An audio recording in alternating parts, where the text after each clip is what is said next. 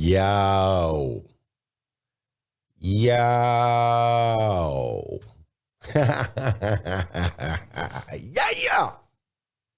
Woke up this morning. That's right. Woke up this morning, 3:20 a.m. for the first time in a couple weeks. Maybe. I think there was one other day, maybe, that I got up early. But woke up this morning, 3:20 a.m. Went and grabbed my morning 5 planner like I do every single day. That's every day, no matter what's going on. Went and grabbed my morning 5 planner and opened it up. And of course, there's a quote at the top of every page of the planner. It's my favorite part of the planner. And the quote today was submitted by Jamie McElroy. And the quote says, he's part of Walt Massey Auto Group, incredible auto group out of Mississippi. And it says, don't see what you can sell. Sell what you can see. Don't see what you can sell. Sell what you can see. I read that quote this morning, and it really made me think about the creativity of my kids. It made me think about when I was young, how we could find opportunity in anything. Like I grew up in Flagstaff, Arizona, and out there it snows like crazy. It snows like 6 months out of the year, and big snows, a couple feet of snow, overnight. And I just remember when James and I, my best friend, when I was a kid, when him and I would come across a snow day, right, where they would actually have us be late to school or even possibly cancel school. And that was rare, but it happened. And when those opportunities would come, we would immediately be like, all right, cool, let's go. Like, we got to go get a shovel.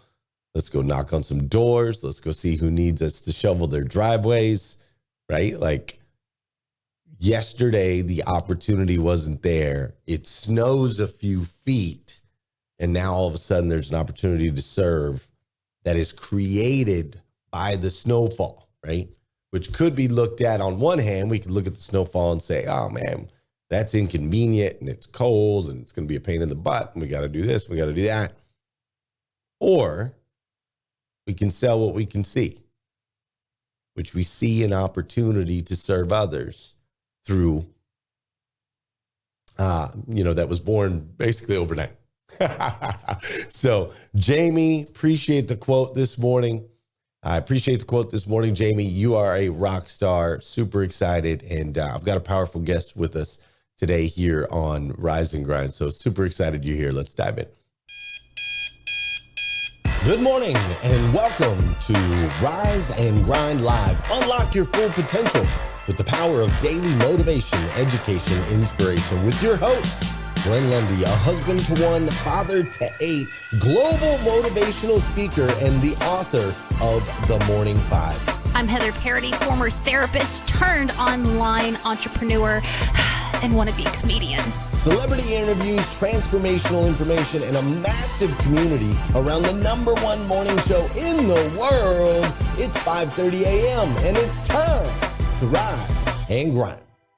Hey, good morning, good morning, good morning. How are you, my friend? How are you, my friend? Dude, today is, what is today? Today is Friday. That's right. Today is Friday, February 23rd, 2024. What's crazy is today is the very first and the very last time it'll ever be Friday, February 23rd, 2024. So I want to make sure we make the absolute most, and I do mean the absolute most of this absolutely incredible, incredible day. Hey, I haven't been here all week. Dude, I was sick earlier in the week. I had the flu last week. I was in Vegas the week before that. It was crazy. And so I haven't been here in a while. And we also had our retreat here in Kentucky this week, our 800% Elite Automotive Retreat. So we had our guests in from Canada and from all over the United States, all over North America. They came in. We spent time together. It was absolutely incredible to have these amazing people from automotive all in one space. There was lots of smiles, lots of laughs, lots of chuckles. It was really a great time, lots of wisdom. We learned a lot from different speakers. It was incredibly powerful. And so I haven't been here on this show all week, but I am here today, and I'm super excited because with me today, we've got an incredible guest. She is a minimalist. She is a holistic yoga teacher. She helps people heal from traumas. She just does an incredible amount of stuff. And so I'm super excited to learn more from her this morning as she just popped in, actually. She just popped in and joined us. I'm going to bring her on here in just a second. But before we do that, you guys know what we got to do on this show. We got to get rolling. We got to get the bodies in motion, right? An object in motion tends to stay in motion. An object at rest tends to stay at rest. So let's get moving this morning. Also, I need you to hit that share button as we get rocking and rolling. I would greatly, greatly, greatly appreciate it. And of course, this is also the part of the show where I want to say good morning to you, and I want you to say good morning to me, whether you're watching live, you're watching on replay, whether you're on YouTube or Facebook, maybe you're catching the podcast, wherever it is that you're joining me today, make sure you say good morning, and I'll say good morning back. Does that sound fair? James Boardwine, thanks for being here with us this morning. I greatly, greatly appreciate you. Kurt Cahill, you know, Kurt, we missed you at the 800% Elite Automotive Retreat this week, and I'm thinking you should be at the next one. The next one is going to be in New York City. We will be in New York City June 20-something, all right? Someone just mark off all the 20s in June. And Kurt, we want you to come join us at the next 800% Club Retreat. Is that fair? Stephen Travis, thanks for being here with us this morning. I greatly, greatly, greatly appreciate you. Nathaniel Greklick is in the building as well. Jeremy Nolan, what's up, Jeremy Nolan? How you doing, Bella Rigby? I see Lisa Cook is in the building today as well.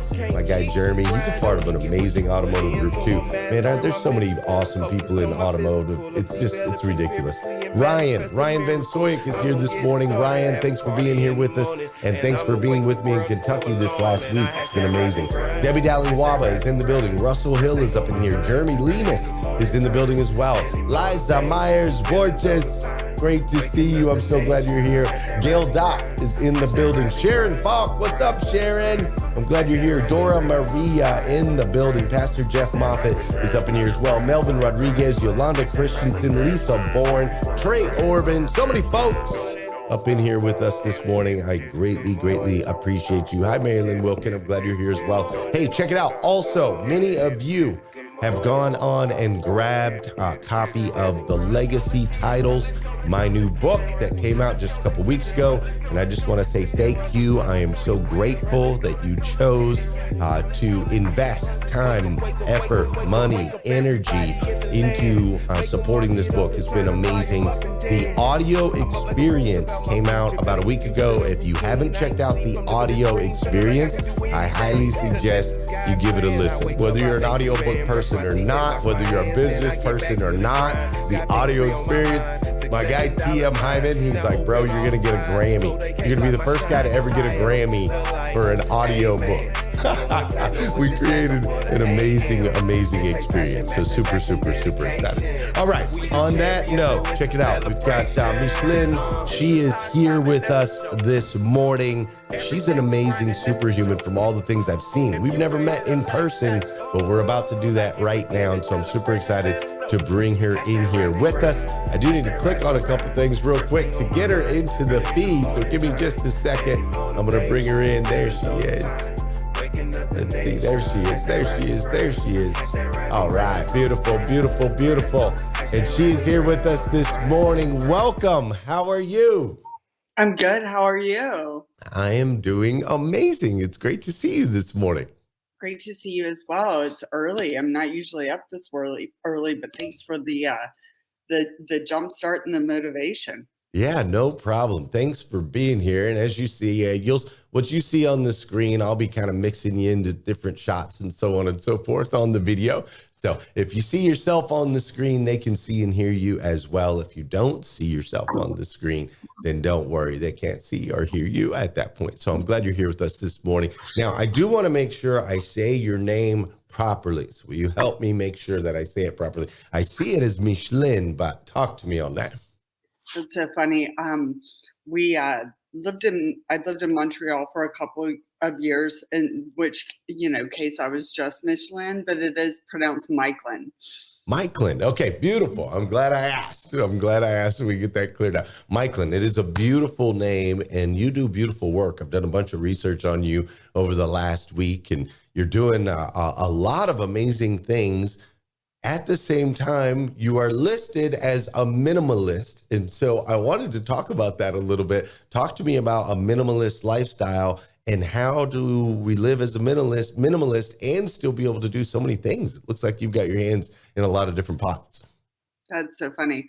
I, you're a father of 8. I'm a father or mother of 5. Right. I think, when we look at our kids and their daily lives and we see sort of the platform they operate from, they're maximalists. I think all kids are. Like, what are we doing next? Where are we going? Do we have plans today? I think when my kids were young and I sort of was in a position with my husband at the time's career. He was a professional hockey player, so uh, we never knew what was next, where we were going. So I think when the kids were really little and I sort of had to hit the pause button and say, we don't know what we're doing next. We don't have plans tomorrow. It sort of forced me out of this mindset of we have to constantly be in motion and going and doing. Because there's always disappointment when we are sort of living our lives from that platform of like, what are we doing next? Who are we going to see?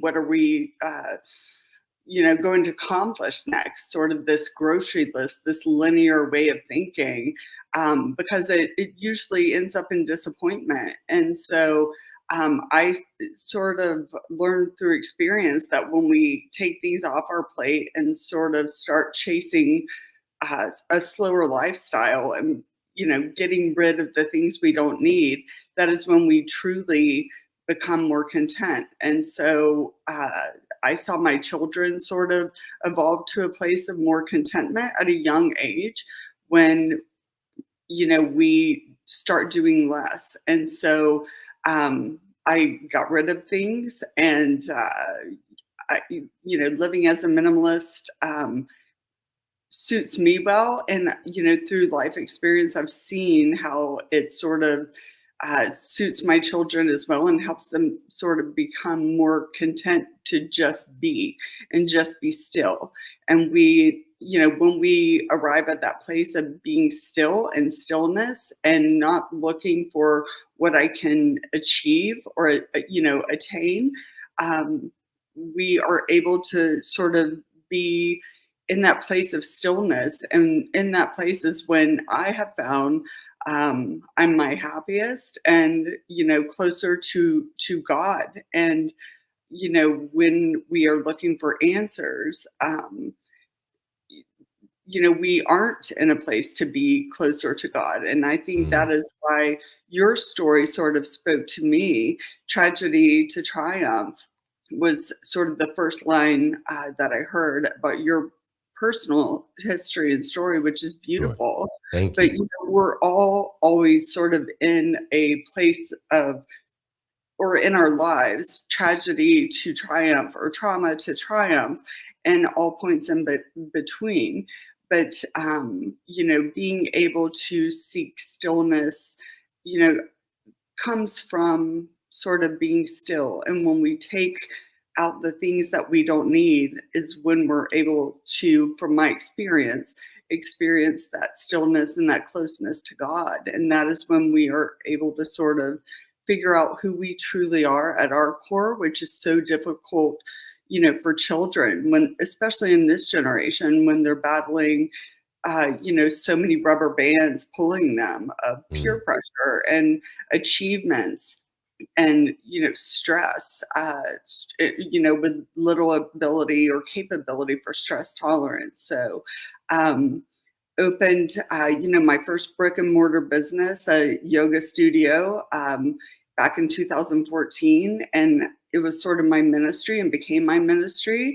And through seeing so many people come through our doors who are looking for wholeness or peace, it truly became evident to me that living a minimal life is sort of what we need, or what I need, and what I've seen so many people need in order to get to that place of stillness where they can get in touch with that spirituality and closeness and oneness with God that we, so need to sort of preserve, a place of being.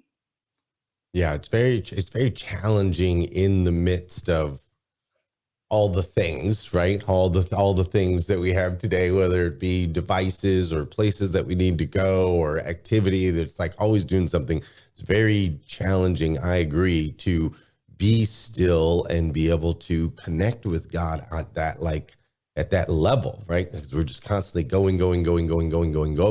And so talk to me about some of the practices. Maybe I've got a lot. Our audience, we're rising grinders, right? We're the early birds. We're up. We're getting after it. We're achievers. We're high performance people, so on and so forth. So talk to me. I mean, you own a business. You have like clothing line stuff that you do. You have 5 kids. So you still have a lot and achieving a lot, right? You speak in different places across the United States of America. You're a franchisor, a contributor in different ways. You got, I believe it was like business or entrepreneur of the year a couple years ago. Like you're doing all these things. So how do we reach and achieve with that desire, and at the same time find that stillness that we also desperately seek and desire, so that we can make that connection with God? Sure. We were in the car last night driving back home. We live in Atlanta from North Carolina, and we were listening to Richard Rohr's new release ebook of Falling Upward, and he made some beautiful points that sort of touched on this. The first half of life, he said, is based on seeking the easy answers. And when, I sort of thought of Rise and Grind, the simple title of the morning show is, kind of based on that. It's beautiful. We get up, we do. But for me, it kind of spoke to that first half of life where we are, up and at 'em and, rise and grind and let's get moving, and being, forced to write a different script sort of in the middle half of life. It spoke to me about the second half of life, sort of, um, moving slower and living a more contemplative life. So,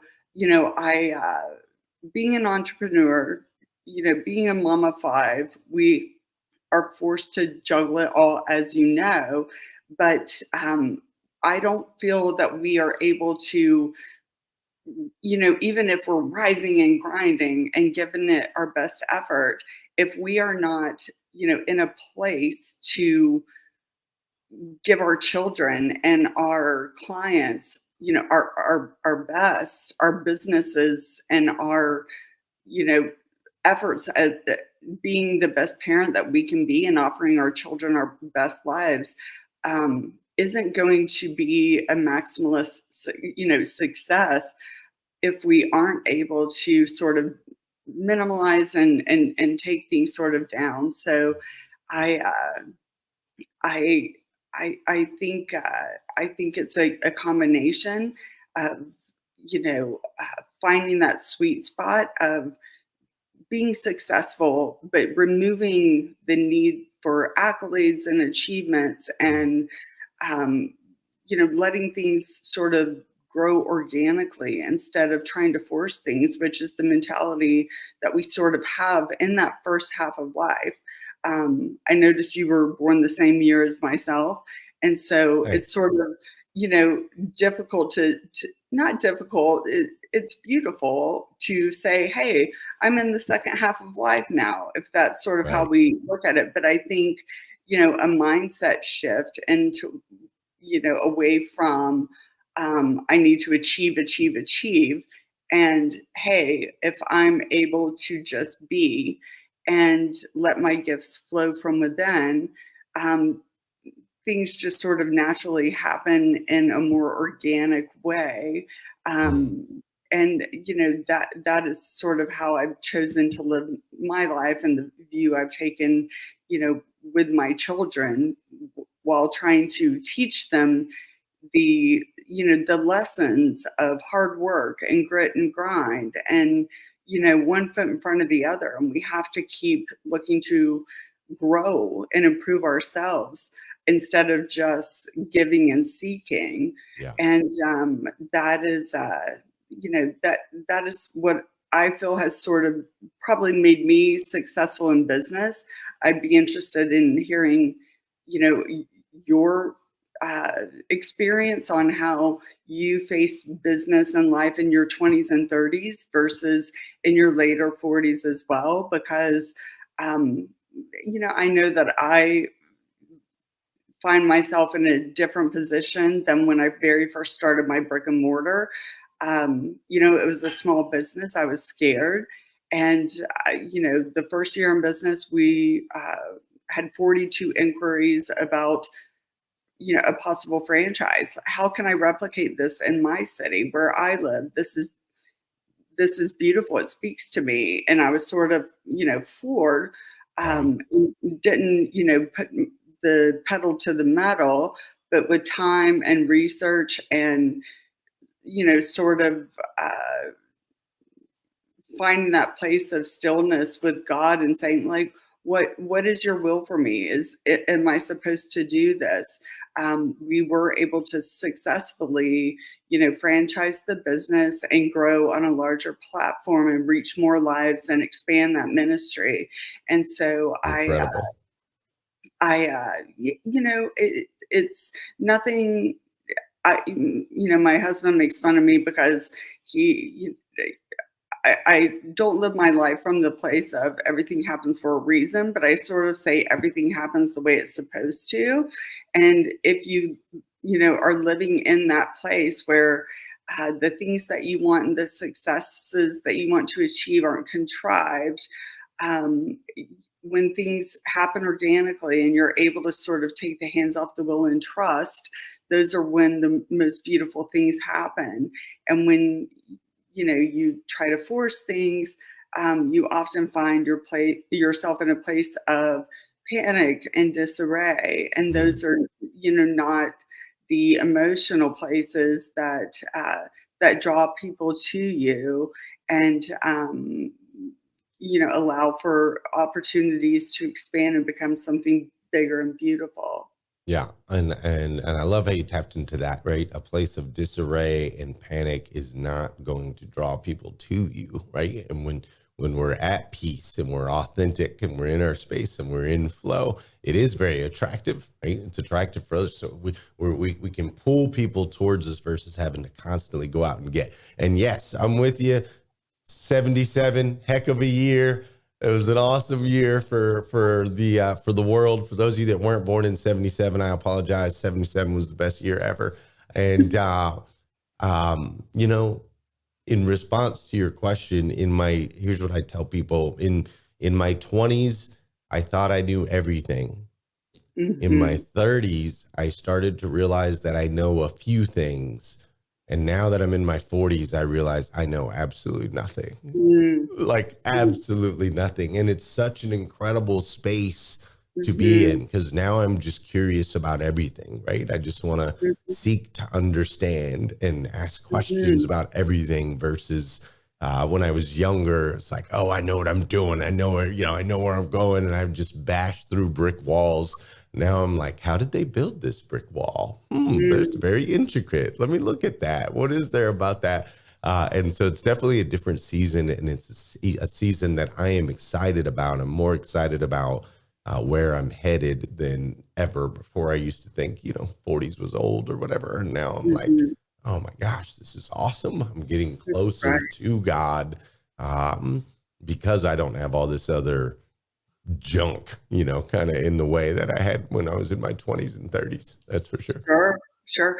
I think it requires consciousness, and in order to achieve that consciousness, stillness is the key. And if we are just, we all thought we knew everything in our 20s. I remember I was having this conversation with, my dad a few months ago, and we were sorting through, an issue with my one of my children who's an adult and who, thinks he knows everything and can Sure. figure it out on his own, but he, realized he needed some help. And so in doing that, my own father, who's getting closer to 80, and is an elder and has a lot more knowledge and wisdom than myself. I can remember, or I said to him, I can remember being, 20, 21, you coming to visit me, and I wanted to tell you how to drive the car, where to exit, when to put your blinker on. And, Totally. you know, when you are removed from that space of know-it-allness, uh, you know, you you can't control your children. And when you do, things usually go poorly. They are not an extension of ourselves. They are their own people, and we have to let go and let them figure it out for themselves. And I can't imagine how difficult it was for my own parents, and how difficult it will be for you as your children get older. Sure. I've experienced that now. I have two adult age children and still three here in the house. But being able to reflect and be conscious, and seek additional wisdom that comes in this latter part of life from this state of, if we choose to be more contemplative, I think we will find more contentment, and in doing so, we are able to be in a place where others are sort of like, where's this peace coming from? Yeah. I want a piece of this. What is this? Because even at the age we are, we still see people struggling to find that balance, and that peaceful place. And a lot of parents are struggling. We just came back from a family seminar last night up in North Carolina, and these parents of children in that, like, 11 to 15 stage of life are sort of, looking at information from these seminars, and like, hey, did I get it wrong? I wanted to give my kids everything, and in doing so, did I, instill some expectations that aren't serving them? So I definitely appreciate this stage of life, and leaning into it, and opportunities such as, speaking with you here this morning. And you never know, who it may reach, where, hey, I'm up and at 'em, I'm rising and grinding. But I also have to remind myself, at this age and this stage, I have to take the time to, be still and contemplative and conscious as well, while still trying to do all the things. And I just want to encourage any and all listeners to, listen to your body, listen to what your body is telling you, listen to what your children are telling you. It's, accolades, achievements are great, but, and it's also equally important to, find stillness, and time for ourselves. And that is the way we can be most effective, from my experience, in helping our children to live, more peaceful, content lives, instead of just chasing the next high and the next dopamine fix. Yeah. And on that note specifically, I know that you've had, from what I read, that you've had some challenges with one of your sons, right? When it came to battling addiction.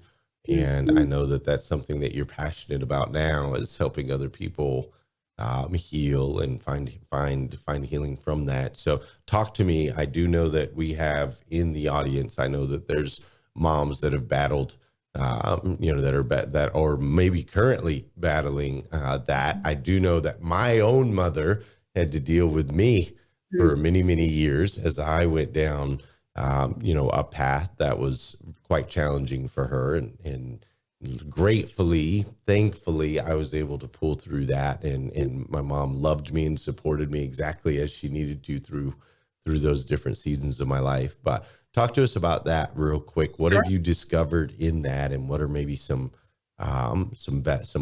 wisdom that you can share with our audience this morning along those lines? Sure. I will say this, uh, being a parent, becoming a parent, our children are our greatest gifts. And, I didn't walk into motherhood with, blinders on. I read my degrees in child psychology. I read every, book I could. Just, I knew the kids weren't being, or my first child wasn't being delivered via FedEx, but, I had time to prepare for this. And so I put in the due diligence, if you will, before becoming a mother or parent. It's a tremendous responsibility. Um, my son, uh, as all kids do, the middle school years are tough. And for me, from my experience, I wouldn't consider myself a strict parent, but a conscious parent, and with a lot of boundaries and s- expectations in place. Not blind expectations, but hey, here are the expectations. And what I found was when he was in an environment that allowed pure freedom, it was confusing to him. And I saw how much he struggled with the co-parenting dynamic and the confusion of different parenting styles. And around 8th grade, I saw him sort of really start to struggle, and you know attempted to put him in therapy, and saw all sort of the mainstream um, methods of, okay, here's what we do next. But when you are in a co-parenting situation, it is difficult to have completely different perspectives. And a lot of parents, it's easier to walk through life and difficult challenges, especially with your children, with blinders on and say, oh, this is going to be okay. He or she is 12, 13, 14. They're going to grow out of this.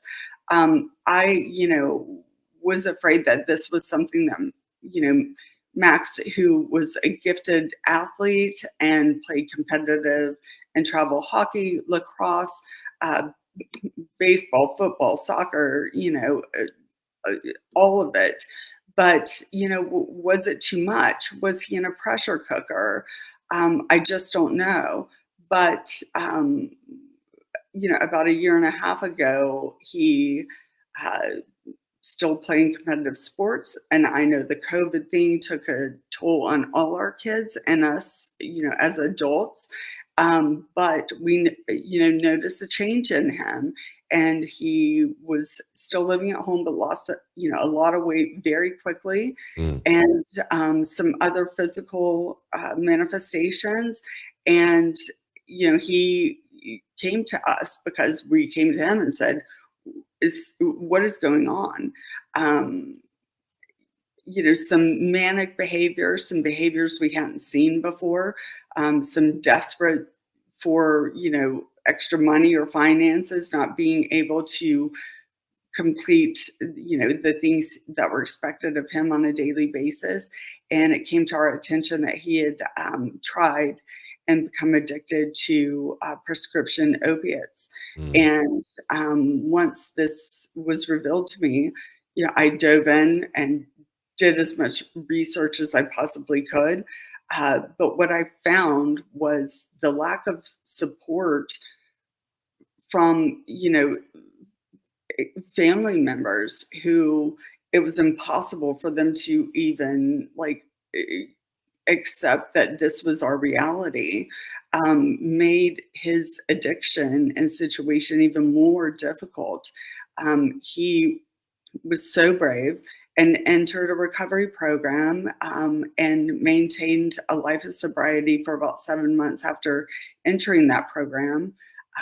He then relapsed and, could have very well lost his life at that point.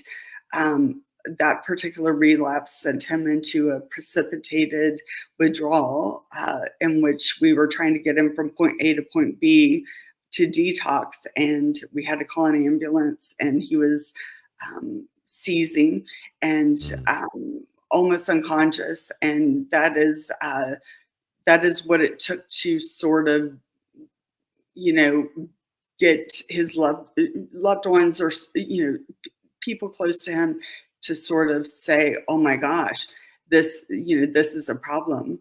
And it has been a heartbreaking experience to see him struggle with this horrible addiction, and the cravings.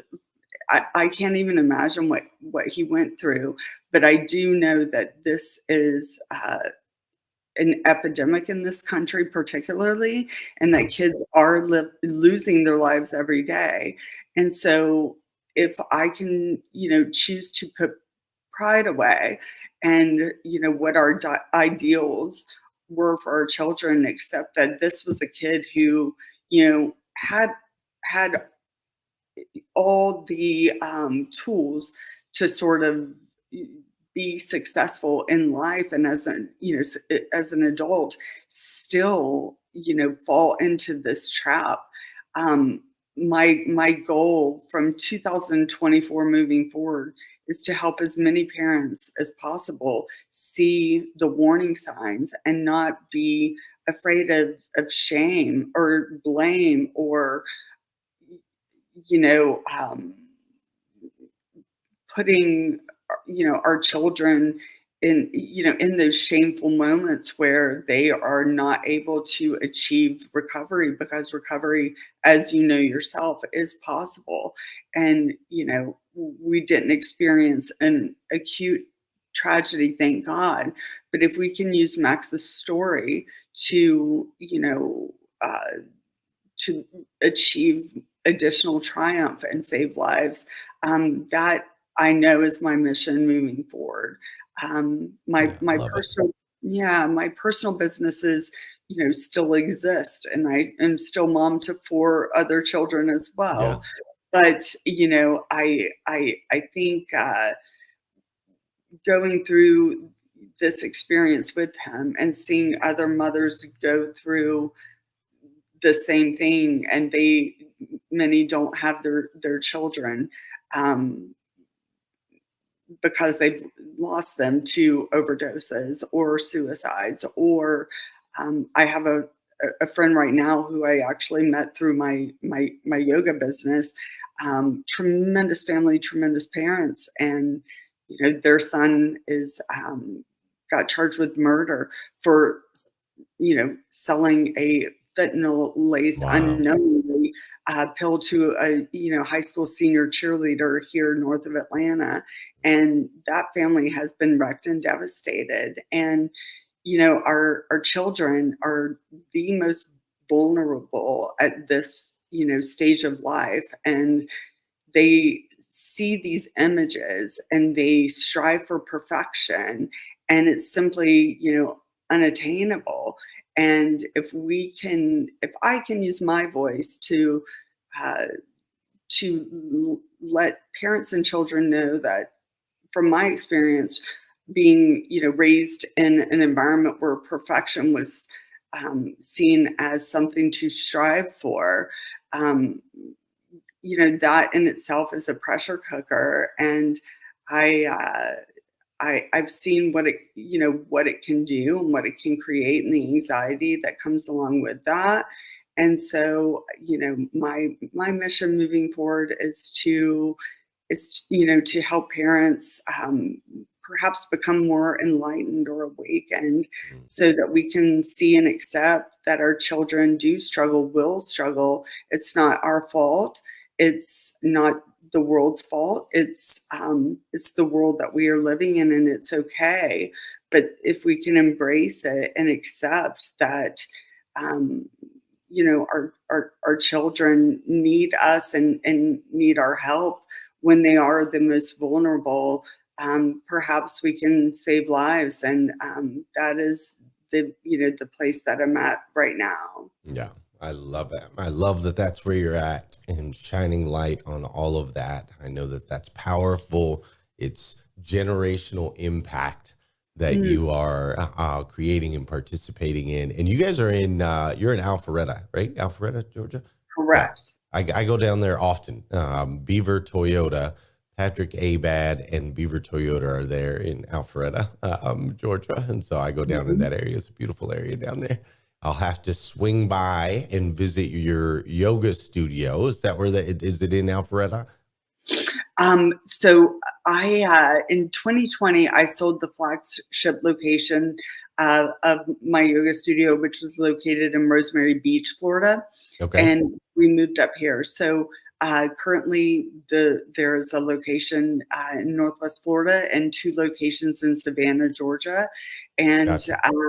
we are looking to expand after we learned this sort of business of franchisee world, and what COVID sort of presented to small businesses. We have learned a lot, and what it takes to be successful in one market doesn't necessarily translate into another market. And so Sure. now that Sure. we sort of have it all figured out, not all figured out, but we've learned a lot. We are looking to to expand, and this is our next market. But for now, we're just in Florida and in Savannah, Georgia. Beautiful. I love it. Well, I could talk to you forever. We are already out of time this morning. We are already over on time, actually, this morning. But I am so grateful that you chose to spend some time with us here on Rise and Grind. I'm going to ask you one last question, if you don't mind.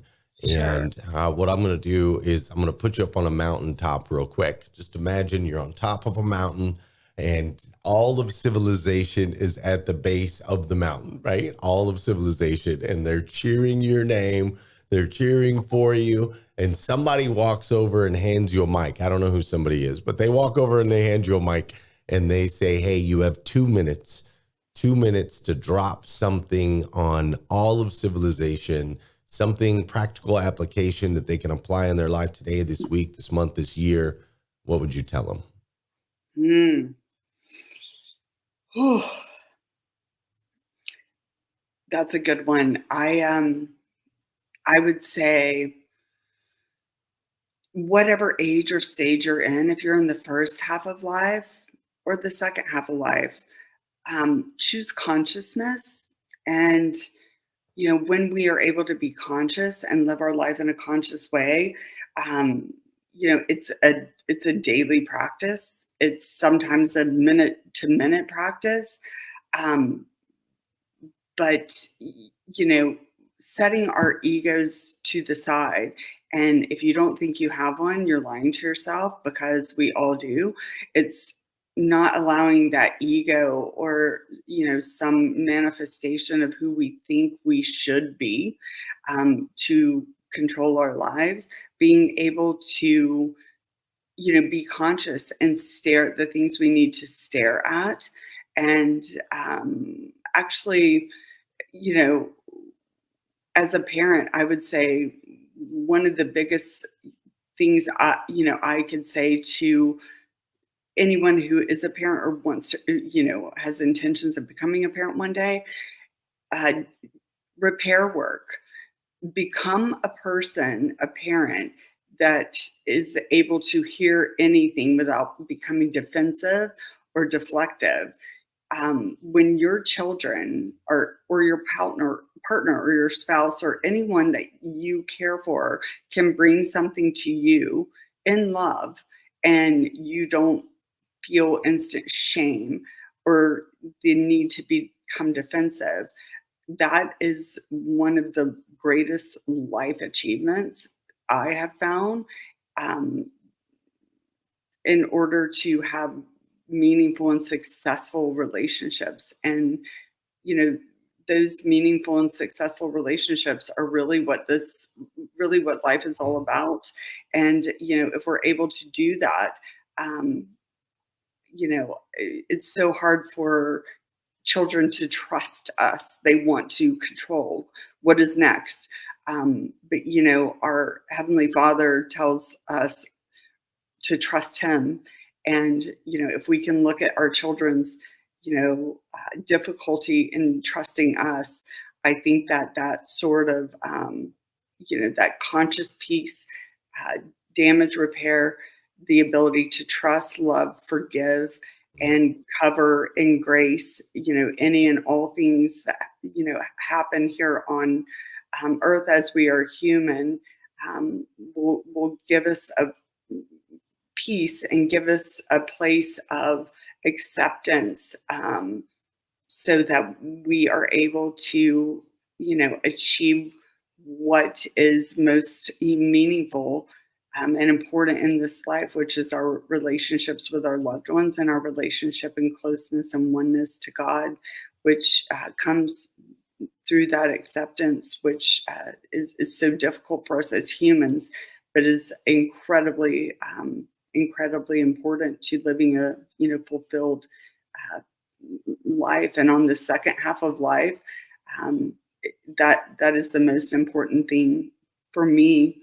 And if we are able to sit still and really sit with that, um, I think we will, have a more peaceful second half of life and more meaningful relationships. And that is what is most important, not status, not accolades, not things, but, achieving acceptance and sort of, you know, um, that that closeness with our spirit. Sure. And our spirit lives forever. Our hair and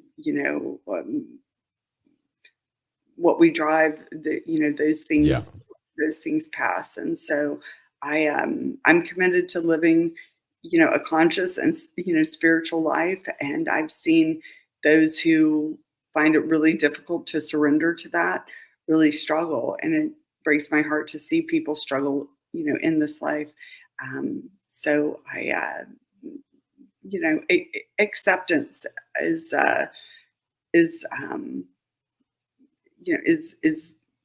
is so critical. And once we are able to do that, whether it's things in our own life or our children or other loved ones, I would that would be my biggest. That would be my 2 minutes. Yeah, I love it. And thank you so much for taking the time to share that with us today. Thanks for getting up early and joining us here on hashtag Rise and Grind. I greatly appreciate it. I'm so Sure. excited. Those of you that are tuning in, listening, make sure that you connect with Michlyn. Make sure you blow her up, right? Blow her up. Flow all that energy towards her. Let her know we appreciate her being here on the show with us. And I am excited to get to know you. And I will be cheering for you as you continue to expand your franchise and continue to make an impact and offer people hope, right? Through understanding and through appreciation for the seasons that we are in our lives. I really greatly appreciate it. Thanks for being on with me this morning. Of course, I appreciate you having me on, and you keep putting that energy out there, and tragedy to triumph, trauma to triumph, all things in between. We are human, and your story is beautiful and touched me. And 5 kids is a lot, but hey, 8 is more than enough. So Yes, it is. blessings. Yes, it is. Thank you. It was Course, you and awesome your wife. having you. Yes, Of thank course. you. All right, take Thank care. Hey, ladies and gentlemen, That's today's episode of hashtag Rise and Grind. Thanks for being here with us today. I'll be back next week. We'll get back on track, right? We got a little bit off track this past week, so we'll get back on track next week, and we'll be hitting our series. We've got our TikTok Tuesdays. We've got our Wacky World Wednesdays. We've got all that good stuff coming. So thank you for all your prayers, words of encouragement as I was under the weather there for a little while. Thanks for grace and understanding. I appreciate you. Go out, have an amazing day today, and we'll see you next week when we do it all over again. You know how we do. Peace. See ya. Good morning and welcome to Rise and Grind Live. Unlock your full potential. Wake up, wake up, wake up, wake up. Stay woke, stay woke, stay woke, stay woke. Hashtag Rise and Grind, hashtag Rise and Grind. First thing on